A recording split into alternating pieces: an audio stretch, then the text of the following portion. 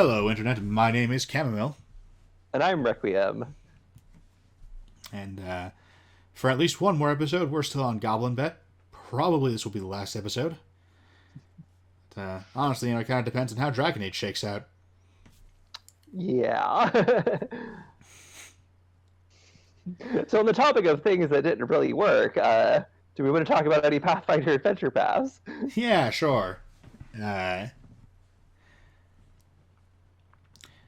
To start with, I recently had the misfortune of having to edit together the Kingmaker episode where I tried to talk about how to do a pirate adventure path better. And, I stand by the things I was saying, but I did not explain them very well. Frogs eat bugs, so we're betting on Bullywug.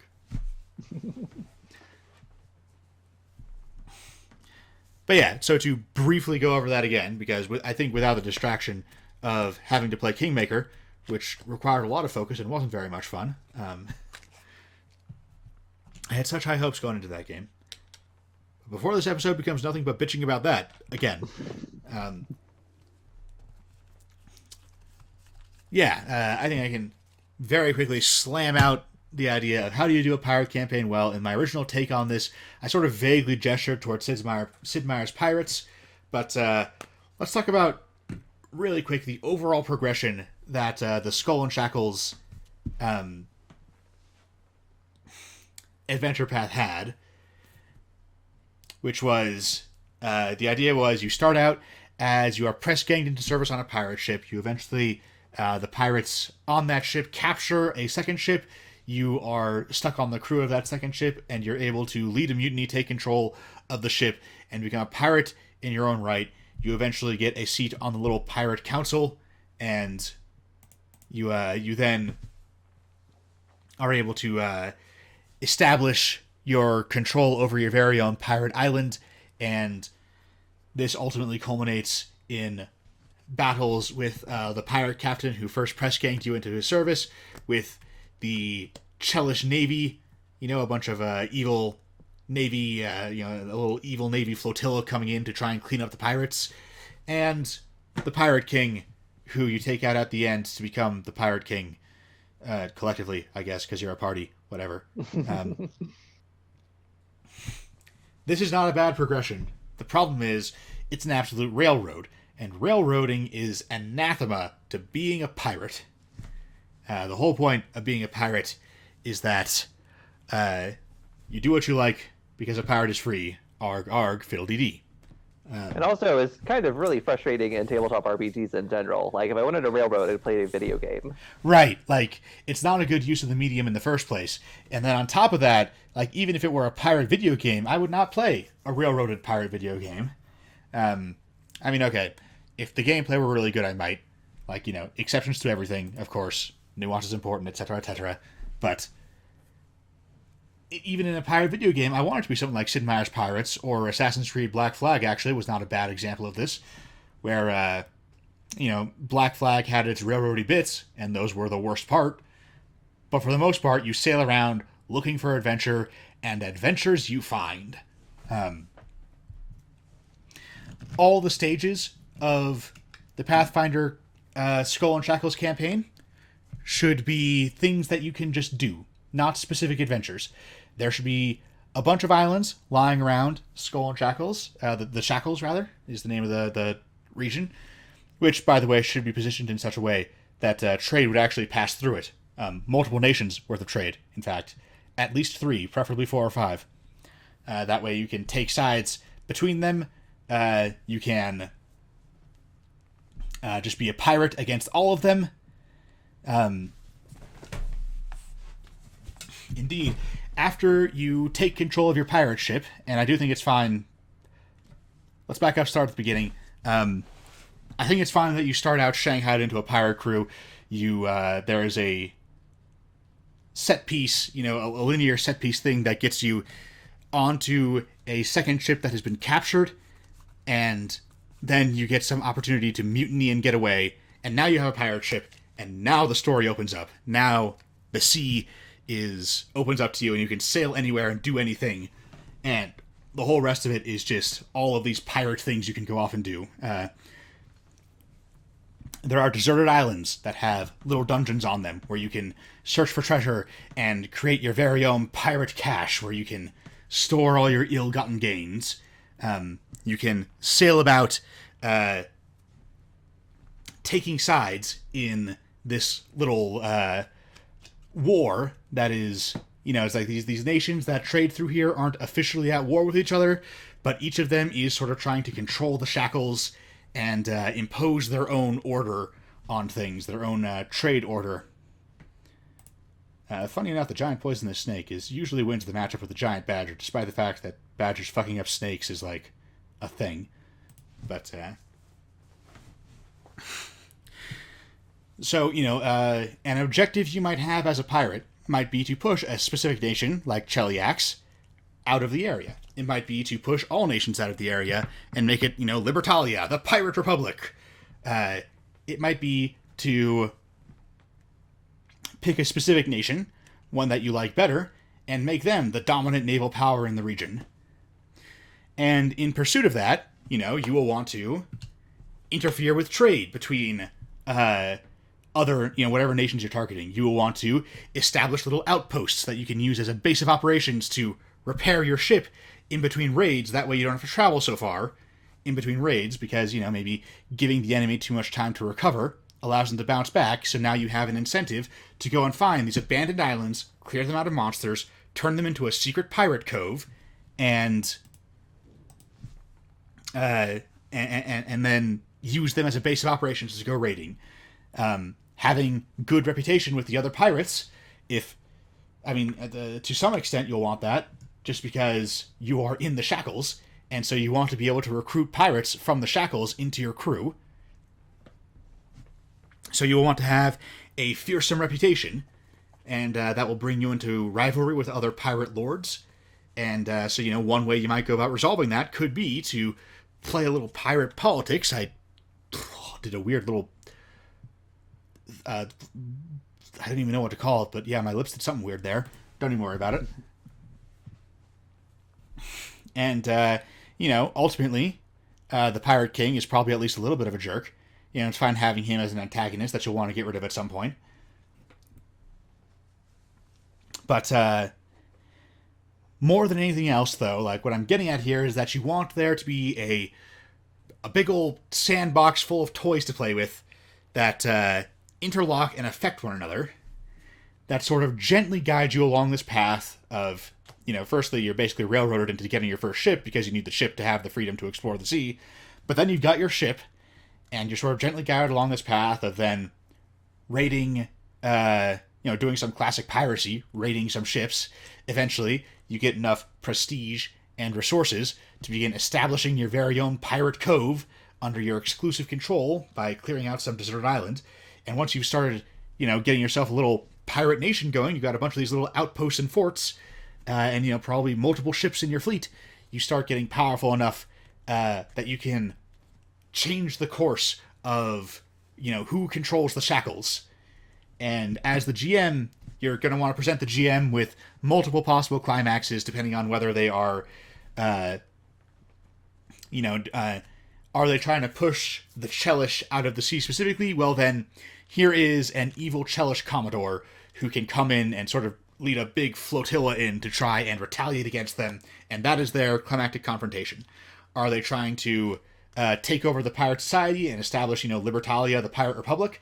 Well, then, here is the Pirate King, who is a bit of a tyrant, and they will have to depose in order to establish their glorious pirate republic of free pirates. I could come with more examples if I sat down to think about it more. I want to be very thorough with that.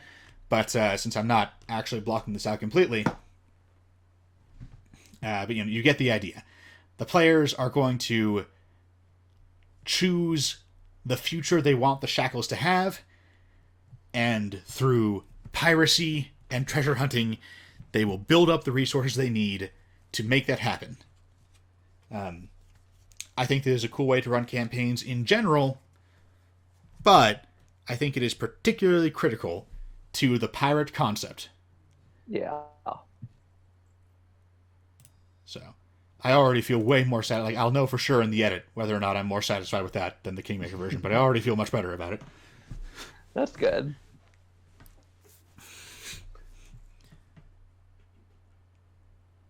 But like one thing Cam and I have talked about is like you could have a list of like different ships you could pirate. Right. Some of them be ordinary, like I think you'd have a couple that are just like carrying ordinary cargo. You probably have one or two that has like some weird like magical cargo that is like unusual for the setting, like something equivalent to the spice melange. I don't know exactly what. You'd probably, and then you get some. You probably have a couple navy ships. You'd probably have like some weird ships. Like I can imagine like a giant Viking longship at some point. It's got to be one of them. A ghost ship, obviously. I kind of like the idea of a ship that is actually a monster in disguise, like a mimic ship. And of course, you can just have straight up sea monsters as well. Yeah. You run into the Kraken. But yes, you want good random encounter tables are important. You want different sectors of the sea to have different random encounters in them. And in keeping with the general theme of lots of different shipping, going through the area, lots of different nations having a stake in here, and you can sort of influence who comes out on top of that. You want some of the entries on the for each region to be, oh yeah, this is a merchant galleon carrying a load of magical meth, whatever our spice resource is. It must flow. And yes, it must flow, and it is going to be accompanied by a ship from whatever nation currently controls this port, right? And those ships should be different. The Cheliax and Andoran, and I'm using Golarion examples, but obviously whatever weird thing you're doing, they should have different ships so that it feels different to fight them. Is that and have Cheliax have like a ship where the ship is possessed by the imprisoned spirit of a devil, and that gives it weird devil powers. You might have one faction could be like the Sahagin, and their ships are actually submersibles, and they have to surface in order to fire at you or to try and board you, but in between volleys, they can just go under the water. Like, do Obviously, cool fantasy stuff like that. Their ships are some sort of giant fish that they hang out inside of, like a giant shark that like bites onto the ship, and then it sort of like takes a chunk out and then spits them out into the ship.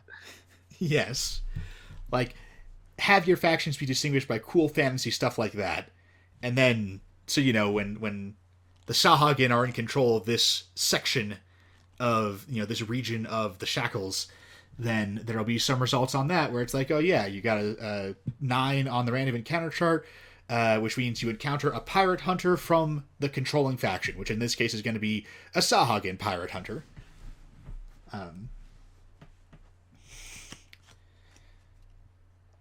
But yes, that is like, I want that campaign. I might write that campaign, even though APs are not generally super profitable. I might end up writing it just because that sounds cool. All right, and got that down to less than 15 minutes, too. What else do we want to talk about? What other APs do we have to go through? Let me provided you have no additional thoughts, I should say. I think we basically both said our piece on that, but... yeah, I don't think I have really anything to add. Like, I haven't thought a lot about pirates. I like the idea of a pirate campaign, but I don't have like a ton of like thoughts. Why don't we talk about Wrath of the Righteous? Why not?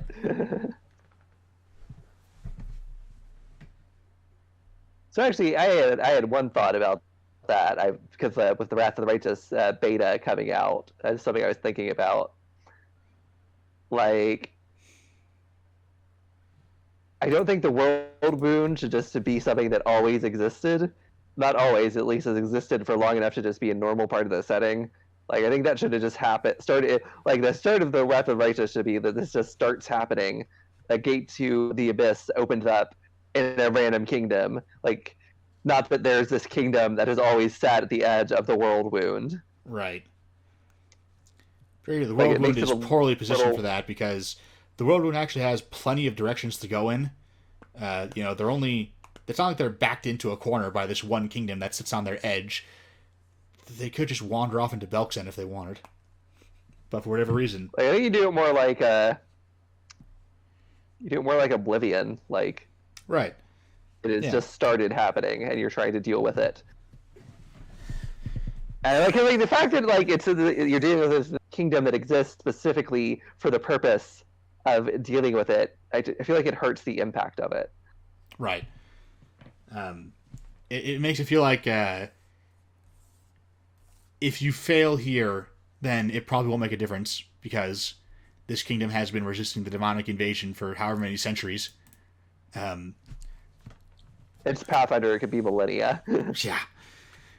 Which, in fairness, that is not a problem that is by any means exclusive to Pathfinder, but in almost all fantasy settings, the timeline is about 10 times longer than it needs to be. You could get all the actual important events on that timeline down to about 2,000 to 2,500 years most of the time, despite the fact that they frequently last 20 to 30,000 years in total. And by squishing everything together, it's a lot easier to get a good sense of cause and effect, which makes the history a lot more compelling. It's like when like as long as we're talking about history in Pathfinder, like there's this one. They've got their Vikings and they're doing Viking raids, and they've been doing that for like several thousand years, and it's like it's not really impacted the world. Like in the real world, the Viking raids, they went and they set up all these kingdoms. They like had a big impact on the world around them, and also there were specific like economic circumstances in Scandinavia, but also in the what had been the Western Roman Empire that led to these Viking raids to start happening. Like it's not just like an inherent part of Scandinavian culture that they go raiding. Yeah, and the Viking era was ended because people responded to it. Western Europe did not like being pillaged, and they took steps to resolve that issue. So, Like by the end of the Viking era, Western Europe was extremely heavily fortified. There were castles all over the place. yeah. It's like where are the Lenorn kingdoms outside of the land of the Lenorn kings? There should be a bunch of petty kingdoms set up around the western coast of Abystan, where these raiders have come in and just made themselves king. Why are they able to raid this there? Why are they able to go raiding? Like, what has happened in the situation of Western Abystan that they are now going out raiding? Like, there was an empire, like there was the Chelish Empire that collapsed, but that doesn't seem to be where they're doing the raiding. Yeah. And it's been happening for like 1,000 years. That's ridiculous. Yeah, like Varesia is a bunch of little city-states, which is actually, pretty good pickings for raiders because it means you can go and piss one of them off and the others won't necessarily care. There is no major government that can come and chase you back to your homeland and try and take your stuff. However, it's again, people don't like being raided and they take steps to prevent it. So it's been going on for thousands of years, then how come these city-states haven't signed a pact or, conglomerated together into one thing? How come they haven't been pillaged and weakened to the point where petty little kingdoms just walk in and take them over? Sooner or later, this situation will resolve itself. I think putting the dissolution of the Chelish Empire to within, 3 or 4 centuries in the past, have the emergence of Varesian city-states be relatively recent, and it is this weakening of the Varesian coast that has led the Lenorm kings to come raiding, and they've also got themselves a couple of, Viking kingdoms they've set up in the area. Because, some places were sufficiently weak that they could just walk in, take over, and, start raiding with the taxman instead of the Viking. So you have these, You have some of the royal families in some of these little city states are one or two generations removed from Viking raiders. Yeah, is that you could even have a city state where like Riddleport, their thing could be that they are now this lawless pirate haven because one or two generations ago Vikings came in, took over, and decided that the laws were now, I don't know, just as long as I get my taxes, I don't give a fuck. Like historically speaking, Viking kingdoms were not that lawless, but it would be in theme for them, and your fantasy doesn't have to follow history perfectly, right? The job of a fantasy role playing setting is not to be an accurate representation of its historical inspirations. It is to be a cool place to have adventures. Yeah. Uh,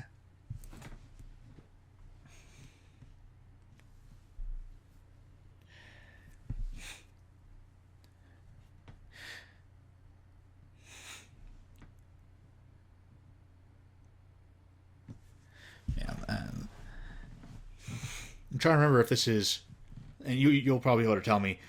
Is this a thing that I'm correctly remembering from Golarion, or is it an improvement to the lore that I made and then forgot the origin of? That the Lenorm, in order to be a Lenorm king, you must have slain a Lenorm personally. That is in the actual lore. Okay, that is pretty cool. It's again, it needs to be relatively recent enough, like, so that bit is from the actual lore, but here's how you put that into a context that makes sense and makes the land of the Lenorm kings a place with actual history and causes behind its culture.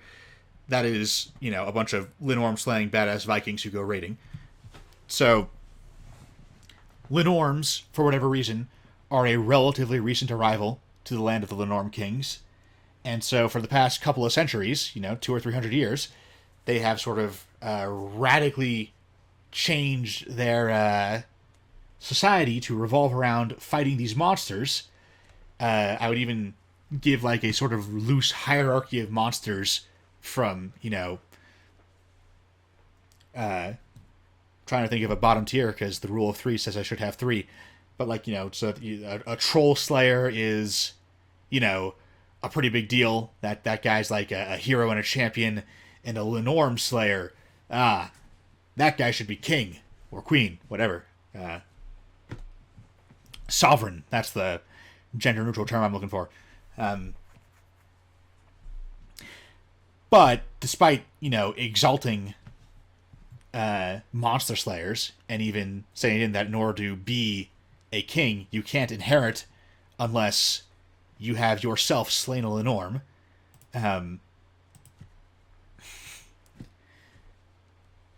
So, despite all this, though, they're still losing ground, right? Like the Lenorms, there's too many of them. Not to say that there's a ton of them, but they're each individually so powerful that even a couple of dozen of them is just overrunning them, driving them out of their homeland, and so they go a raiding, and eventually a conquering.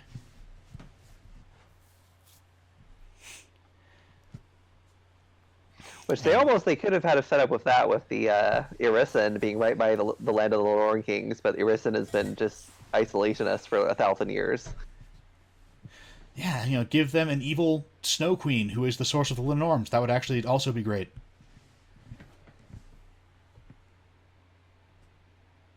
And it sets up a really fun adventure path premise where Riddleport has, within the last 50 years or so, been taken over by Vikings and is now a haven of lawlessness. Your party are in Riddleport, and the overall theme here is going to be that, I'm debating whether or not you want to start this in Riddleport or not. You might want to start in the land of the Lenorm Kings, actually. But yeah, the overall theme here is you basically sit down with your party and say, okay, you guys want to be king. That's it. That's part of the premise, is you want to be a Lenorm king. I think it is okay to sit down with your party and say, hey, this is what at least one of you wants to do. especially with goals this broad, right? Like, it's not sitting down and saying, oh, this NPC is your best friend and you want to help them do X. It's like, at least one of you, for some reason, wants to be a king. Let's get real here. One of you is probably going to want that anyway. But the more I think about it, the more I think that might not even be necessary. You could just say a Lenorm king is dead. None of their potential heirs has slain a Lenorm, and so now the hunt is on. And then, yeah, you could just have a story that is about Viking pillaging. You got to go get yourself some magic items or what have you. Of working your way up. Again, I do think the idea of having this monster hierarchy where in order to get stronger monster hunters to work with you, a troll slayer will generally only work with another troll slayer, at least on reputation alone. And, our assumption here is that you don't have any troll slayers who are just, like, already your best friend.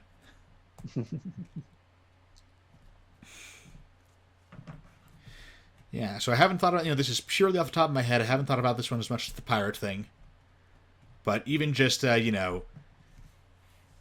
casting about with the setting elements that Pathfinder already has, I feel like I've put together a pretty cool premise for a Lenorm King / Irison themed campaign, where, you start by, you want to, you become a monster hunter so that you can become one of the Lenorm Kings, so that you can then ultimately go and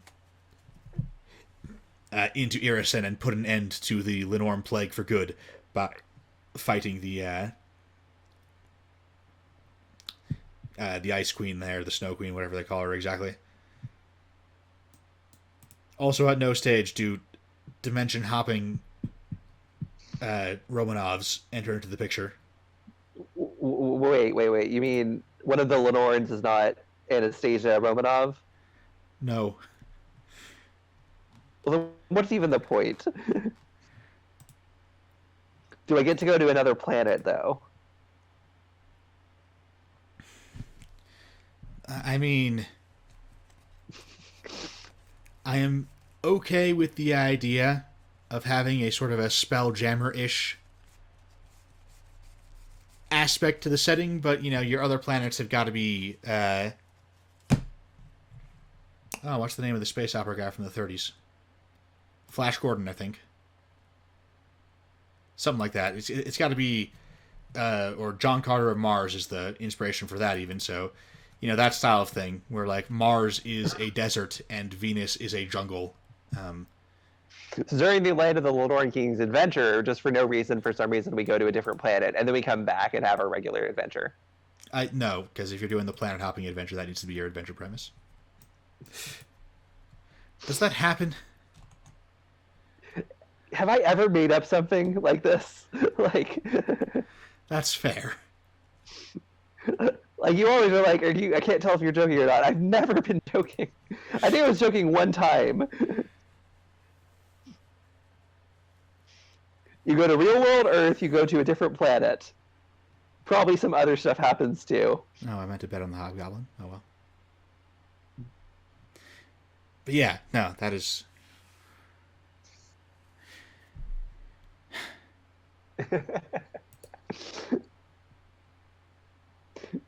I can just hear the defeat in your voice. I mean, I have skimmed over all of these at least once, but apparently this Irison-themed one was so uninteresting to me that it was one of the ones where, I glanced over the summary, and I was just like, nope, and just went on to the next one.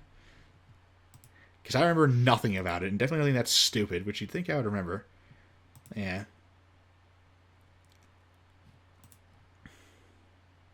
I think we were talking about Wrath of the Righteous. At some point, yes. So hey, let's circle around back to that. You know what you could do with Wrath of the Righteous?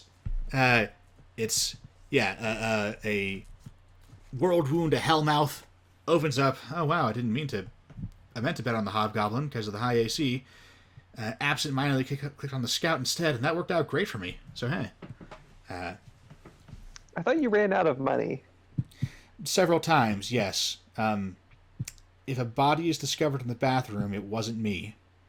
Okay, as long as you assured me it wasn't you. Yeah, nah. Would I lie to you? I mean, Don't answer that. probably. Hey, that's how you got me on this podcast in the first place. You just like, hey, I just was signing this petition like to get more hags in video games. Like, sure. They're like, yeah. Oh, also you're in contract to do this podcast with me now. I mean, I feel like this is your fault for not reading the contract before you signed it. Like, I wanted more hags in video games.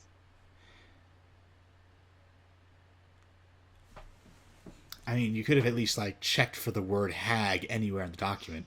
It doesn't appear.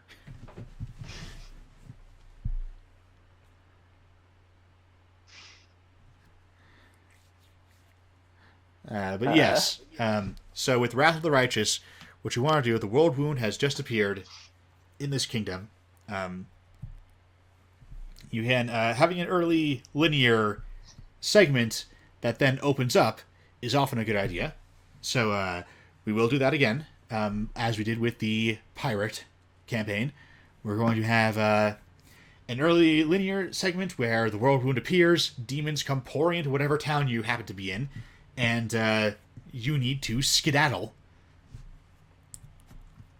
And so that is going to sort of set up the idea that demons are overrunning this place, and then as the kingdom sort of gets back on its footing and prepares a defense, you are going to be.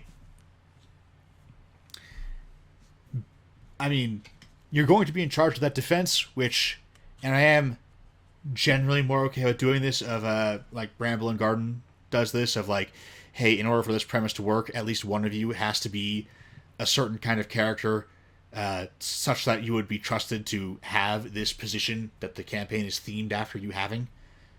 Um,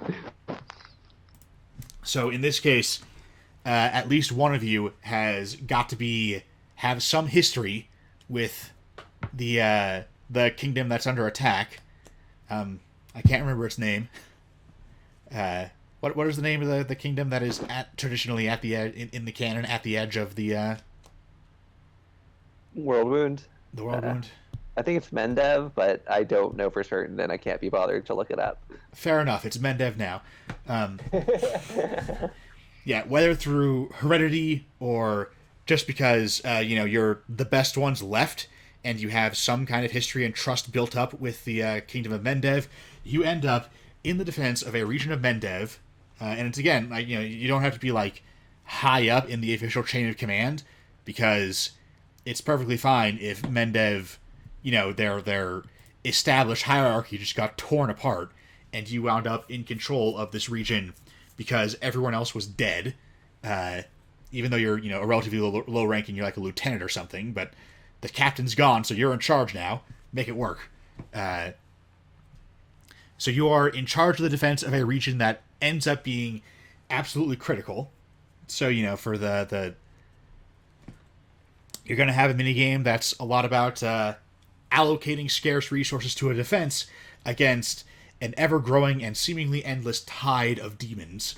It's going to be a little bit XCOM-y, in that, you will have to prioritize what regions you are going to go to personally with the party to repel a demonic attack, what regions you are going to try and prop up with your limited off-screen troops, and what regions you are just going to abandon to fend for themselves and, hope they don't get totally obliterated by the next raid.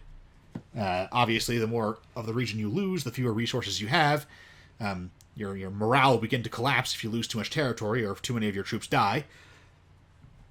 And so you're going to be allocating resources for the defense and trying to outlast this demonic incursion long enough for basically reinforcements to arrive, which initially the rest of the kingdom will eventually get their act together, and because your region is critical, they'll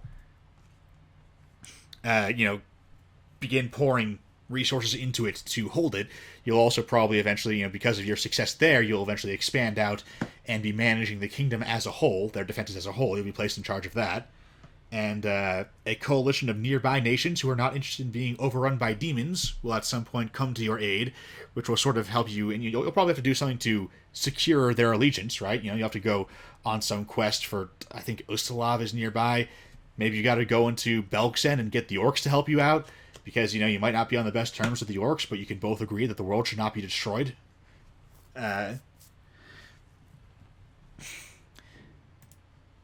And much like, not much like XCOM, in a vaguely similar vein to XCOM, though, there's no linear railroad plot of, do X, then do Y, then do Z. You have a bunch of options, and you have this pressure on you from the constant demonic attacks, and it is sort of on you to decide when you can spare the resources to go and secure that orcish reinforcements, so that, next month you will have, this month you're going to go and secure an orcish alliance instead of personally fending off demonic raids, but next month you will have orcish backup to help you hold the line. Assuming your attempts to form an orcish coalition even goes well, it won't necessarily. You might just fail. And this does mean that you need to be able to fail without a TPK, but, you can work that out, you can figure that out.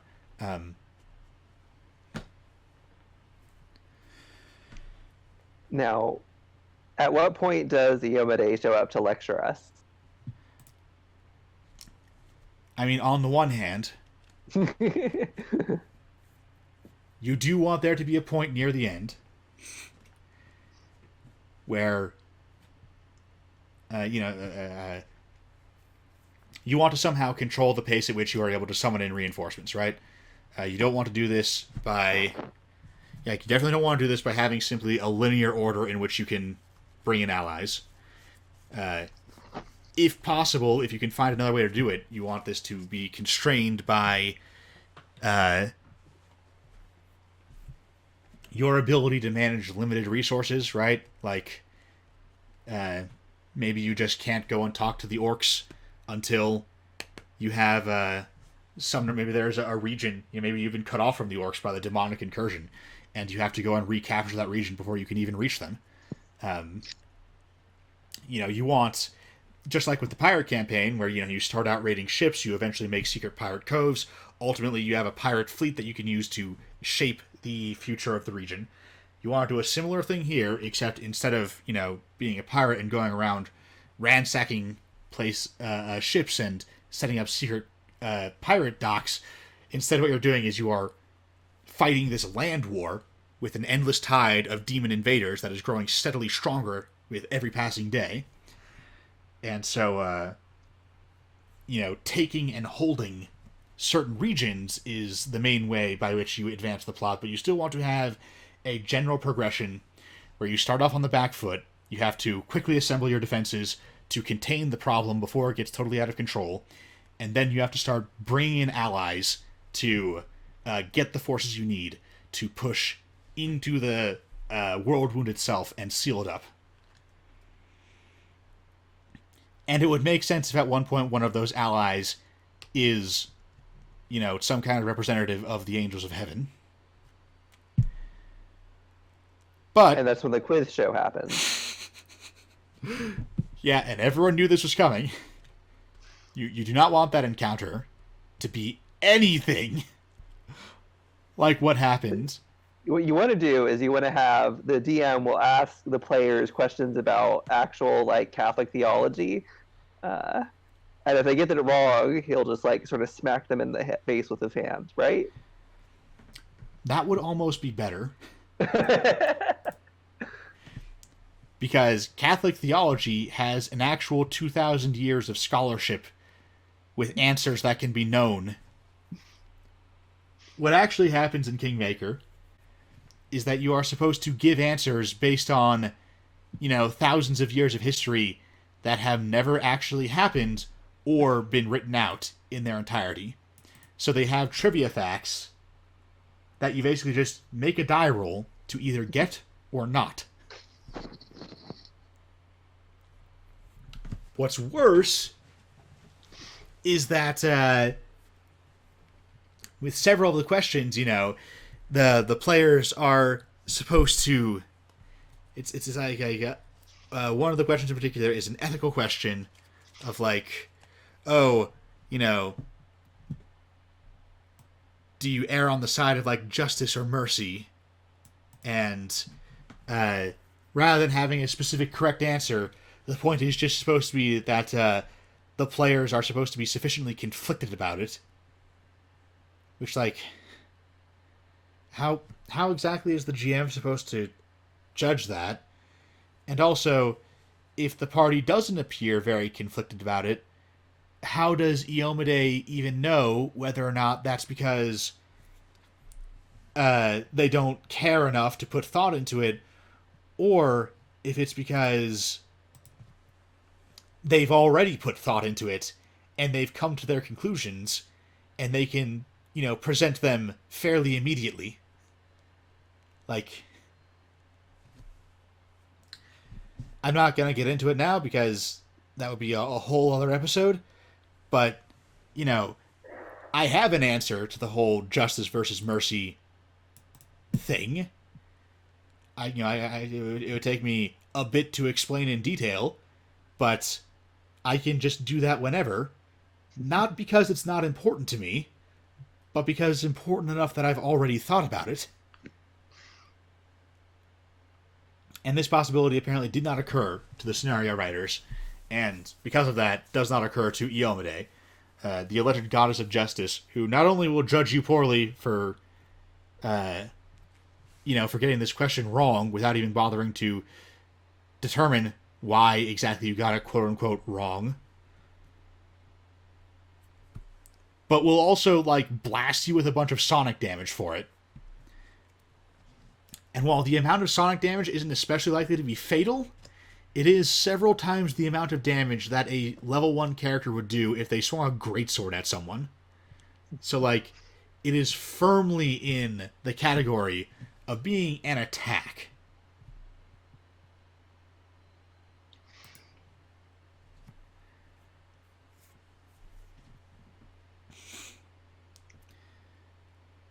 Now, there's another aspect of Wrath of the Righteous that I have some opinions on. I feel like I've been talking way too much, so I'm glad to hear that. So, Wrath of the Righteous and Savage Tide were both by Paizo, and they have this similar element, this very, very similar element, where in Savage Tide you go and make an alliance with Malkanthat. In Wrath of the Righteous you go and make an alliance with Nocticula. Actually, I think Savage Tide does it a little better. It's like, so there's a demon invasion, but demons are kind of like all at each other's throats in the general, like, so getting a demon to be on your side is probably something you might want to consider doing to fend off this demon invasion. Now, it's very railroady in both versions. In Wrath of the Righteous, it's part of Nocticula's meta plot of redemption, which, like, she's an NPC. Like, this is not about her. What it should be is you go, like, you have a couple of demon lords that you might potentially want to make an alliance with, who are, for whatever reason, opposed to this invasion. And the thing is, all of them are going to have some sort of agenda in helping you that you have to be concerned about. Don't have, like, an idea for what that would be off the top of my head, but they all have some sort of secret agenda that they are going to try to implement by helping you. And so probably the bad ending is they get this secret agenda off. The sort of normal ending that most players get is that they foil the secret agenda and they're able to get the demons help and prevent the demon invasion without any consequences from this alliance. And maybe, potentially, as like a rare, the players did really amazing through their interactions with this demon lord, they might potentially redeem that demon lord, one of them. Maybe. And I do like the idea of having a very good ending that most players will not reach. In Petals and Thorns, for example, pragmatically speaking, your party will not get a unity ending. You'll probably get a good ending. There's a couple of other options of endings that are pretty You know, it's like fundamentally you win and things get better. But there is an ending that you are, that you know, the best ending is basically you convince all the reasonable people to just make peace with each other, and then you go and beat up all the unreasonable people, and Yeah. everything is roses forever. Uh, but like, you frankly need to either have already read the adventure path or just get lucky to get that one, because by the time by the time the adventure path even begins, things are already so fucked that like there's not enough time to get a lay of the land and figure out what you have to do to prevent otherwise reasonable people from going to war with each other. Um, So with Wrath of the Righteous, with and like Nocticula, just use her as an example. Like, if you get really lucky and you play really well and just do amazing, you will redeem Nocticula. But that is probably not what's going to happen. That's like a if you just do amazing. yeah, Probably what's going to happen is like you get her help and you were able to mitigate whatever her evil scheme was. That is why she was helping you in the first place. And if you mess up really badly, like she gets her evil scheme off, uh, and there's been this huge consequence of having gotten her help in the first place. and she should be one of several options. Yeah. Yeah, And there also, should when be you a kill, coalition of demon lords coming through to attack you, and one of the ways that you can help mitigate their damage, one of the ways that you can help slow down this tide, is that you can try and convince one of them to betray the coalition. But they're only going to do that because they're hoping to, get off some secret scheme to basically accomplish their own goal for invading the material plane without having to compromise anything with the other demon lords. yeah. And if you mess up badly enough, then they'll actually do that. And also, when you fight Dascari at the end, you kill him. Nocticula doesn't show up and kill Steel. Oh god, yes. It is not. She's an NPC. She's not the star of the show. Some DMs do not seem to understand. Not DMs, but I mean, some adventure designers do not seem to realize they're not writing novels. If you want to write an official Pathfinder tie-in novel, then you can just do that. Like, granted, they tried that and it didn't go well, but maybe try writing good novels instead of bad ones. I've never read any of the Pathfinder novels. And in fairness, neither have I. But if they were secretly quite good, I imagine someone would have figured that out by now. I will say the danger with a novel tie-in line is you can end up in a situation where it ends up outshining the actual RPG line, and then you've got to balance what is good for the novel line with what is good for the RPG line, because that's kind of what happened with Forgotten Realms, where like the novel line was as important to potentially more important than the RPG line. I mean, if that happened, then I would just break them off and develop them entirely separately, where one is an alternate universe to the other. Like, the RPG line is the setting of the novel line, but without the protagonists, so you have to step into their shoes. Not in the sense of linearly following the plot of the novels, but in the sense that because those protagonists simply aren't around, you are now the biggest badasses on the block, and you've got to figure out what you're going to do with that.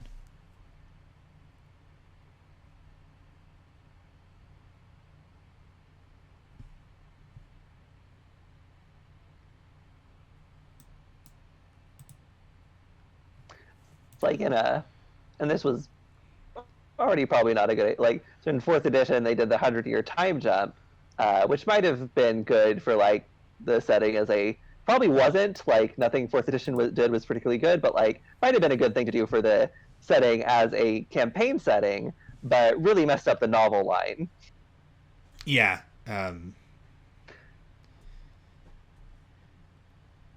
Which I'm pretty sure they've undone that for fifth edition.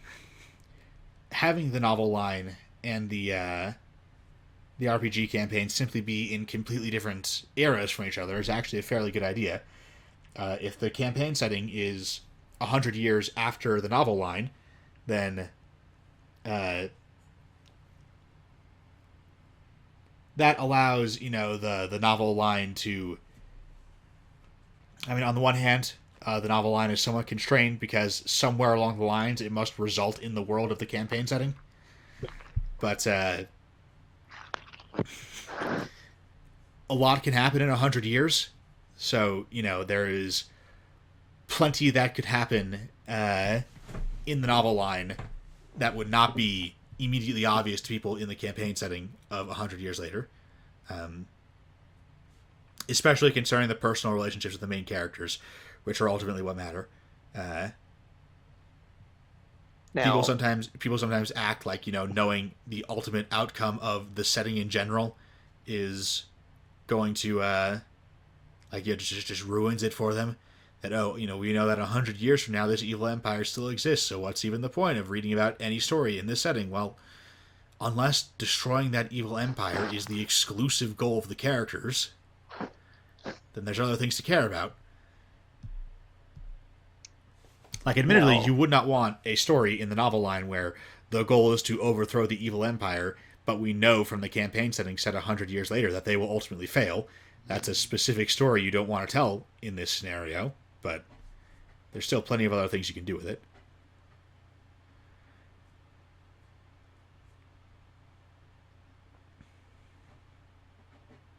I think we've talked about. Are there anything else with Wrath of the Righteous we want to talk about? Like we hit the two. We've hit some of the major issues. We talked about this in Kingmaker, but just to get this all in one place, the way they did epic levels is bad. The way that everyone does epic levels is bad. There's no need for epic levels at all. People think of level 20 as being like the level that a real cool hero is at, like Aragorn or Conan or whatever. It's not. They're more like level 5 to 7. Level 20 is firmly in demigod status already. If you were to stat up an actual god from most pantheons, like Thor, they would not have to be these level 40 super gods. Like, Thor's primary enemy is a bunch of frost giants. And he wins against a bunch of frost giants, right? He's clearly not their equal. He is better than them. But they're strong enough to pose a threat to him. And all of Thor's abilities, most of Thor's abilities do not have direct analogs in D&D. But if you were to put them in D&D, they would not be level appropriate, like level 40 or whatever, because that's not even a thing. The level scale doesn't go that high. His abilities would all be perfectly level appropriate to like a 15th level character. If you were to stat out everything Thor can do, including his insane super strength and stuff, like, his ability to carry boats around, like entire gigantic ships, if you were to stat up all those abilities in a character for D&D, that character would be like CR 17 or 18. People always balk at this. They always insist that no, gods have to be just like way off the scale, but like that simply isn't true. The third edition in particular power scale of D&D just goes absolutely bananas.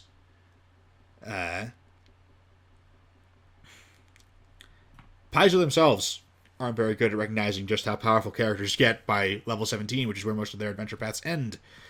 They often have characters who are level 17 basically just being more or less the same place they were at level 1, except they are now renowned heroes instead of starting adventurers. They act as though they have a fairly Lord of the Ringsy power scale, but they really, really don't. The actual number of take an orc as an example of a fairly regular schmuck warrior, a standard warrior, unexceptional warrior. At level 1, you've already got an edge on that guy. By even level 10, huge numbers of orcs are nothing to you. Right? Like, that's... By level 10, 30, 40 plus orcs, a single character can plausibly take them on and win. Right? If they're a wizard, they have a bunch of fireballs and the ability to stay at range and blast them to pieces with them. It's not even their best trick, but that's something they can do. That's an effective path. A fighter can simply rely on the fact that by this point he has enough abilities and magic gear that the orcs can only hit him on a 20 and personally chop through 30 or 40 orcs. 10th, 11th, 12th level characters can fight small armies by themselves. Put them in a party together, they are even more crazy go nuts. We had that happen in Kingmaker. We were having trouble wiping out the skeleton army with our regular army, so my character just went out and blasted them with lightning bolts.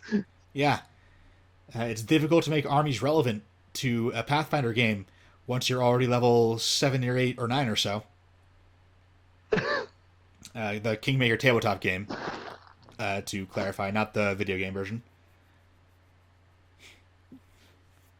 But yeah, so there's no need for epic levels in the first place. Basically, any story you want to tell can be told with creatures who are a maximum of CR 25, which is strong enough that they will be a very challenging but potentially beatable threat for a party of level 20 characters. And there is almost no god in, polytheistic mythology who would be higher than CR 25 if you just statted them out. There are some exceptions, particularly like Hindu theology loves to have like quadrillions of things. The numbers in that actually scale up quite massively. They did invent the number 0, so... Right, like they invented the number 0, so, it was easier to just put more zeros on the end of things, and indeed they did. Which means that, they their gods do some crazy Dragon Ball Z shit where they, like, launch suns at each other and stuff. They do kind of get into, like, how do you stat out? I think his name is Hao Yi, the Chinese archer, who is immortal, who shot down, like, 9 suns until there was only one left. Like, do you stat that out by saying that he is a ridiculously powerful character, or do you just say that, well, in this legend, suns are actually surprisingly vulnerable? They're like a CR 12 enemy. And, one guy can actually just go and pick him off if he's level 15. What is the stat block for a sun?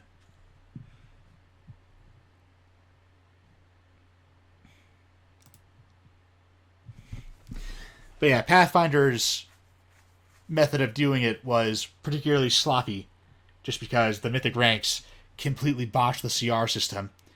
It made Wrath of the Righteous very poorly balanced, because these mythic ranks that you get are like parallel to the CR system, to the level system, and have no obvious way of interacting with the CR system, which means that, what is a level appropriate encounter for a level 12 mythic rank 6 character?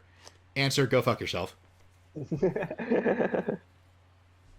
Now, here's a question kind of building on what we talked about last time. So in Wrath of the Righteous, it's demons from the abyss. In this rebuilt version, is it demons from hell, or is it titans from Tartarus? Pick your favorite.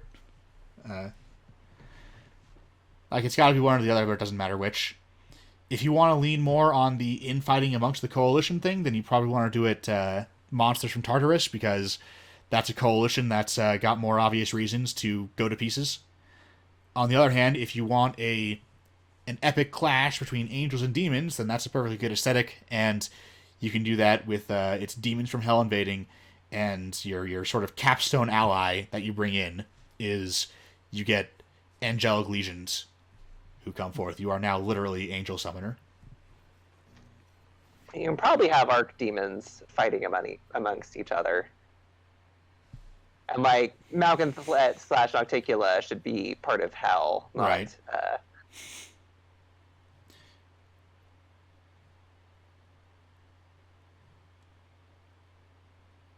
So like you'd be like, this is primarily engineered by one specific Lord of the Nine, but you could potentially go to one of the other lords, or even one of his dukes, and undermine it.